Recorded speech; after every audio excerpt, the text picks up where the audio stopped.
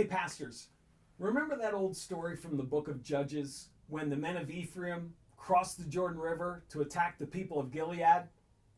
They lost that battle and they were trying to get home. But it was tough because they came to the edge of the Jordan River and the Gileadites met them there. Now, they couldn't tell who was from Ephraim by their dress, but they could by their accent. So they gave them a little password. They said, say Shibboleth. And the Ephraimites couldn't say it. Their dialect and accent was a dead giveaway. And in fact, that's what happened. Instead of getting home, they got dead. Now, it's very much the same way in our culture today. When we talk about border crossings between Christians and the LGBT community, if we say it wrong, we're dead. Now, it's about a lot more than whether or not a pastor or a church is affirming or non-affirming. I mean, I suppose if you're fully affirming, you don't have an issue here. But for the many of us who with pain say, I'm sorry, we just can't be fully affirming, where does that leave us? What happens when someone who experiences same-sex attraction or gender dysphoria brings that to us? Or maybe a family member opens up that issue to us. What we say next will determine whether or not we have an ongoing relationship with this person. Even when people in the world talk to us about this, regardless of their own sexual orientation, what we say to them will determine whether or not the gospel or the church has any play in their lives. The stakes on this are just sky high. And that's why we want to equip believers and pastors on how to think wisely and speak well on this topic. And we're going to do that by bringing Dr. Preston Sprinkle to our community this spring. Now, Dr. Sprinkle is a world-class speaker and author.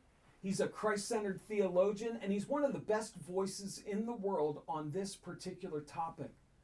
Dr. Sprinkle knows how to hold grace and truth together, how to adopt the posture of Christ in these conversations, and how to help people think and speak wisely so that they can actually open hearts and advance relationships instead of shutting them down. And isn't that what we need? I mean, we pastors are hardly conversant on these topics, let alone our people. I mean, we all have a few maybe dearly held convictions on this, but we hold those amidst a lot of fear and confusion and misunderstanding. And mostly we're just afraid to go there. But what if we could learn to go there? What if we could speak in such a way that a conversation about these delicate issues could actually become an opportunity to bring the ministry of reconciliation to an area that seems irreparably broken? What if we could do that? I think that'd be worth a day of your time, wouldn't it? Well, this spring, give a day of your time. On Thursday evening, April 30th, we're going to bring Dr. Sprinkle in for an introduction to the LGBT conversation. It's going to be an evening session. It's for everyone, but it's especially designed for young people, middle schoolers, high schoolers, college students. Come out for an evening with Dr. Sprinkle and learn a little bit about this topic.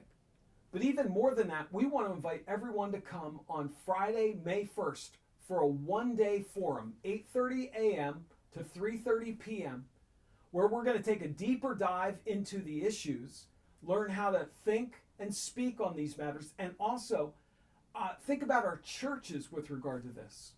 As we connect with people in the LGBT community, how do we think about church membership, about service, about sacraments, about baptism and the Lord's Supper? How do we think about leadership? Is there a way that we could be prepared to interact with this community in such a way that they and their advocates could somehow find a place in our home and in our hearts? Could we ultimately become, with the gospel, their advocates before God for eternity? That's the great hope for this event, and we hope you'll be a part of it.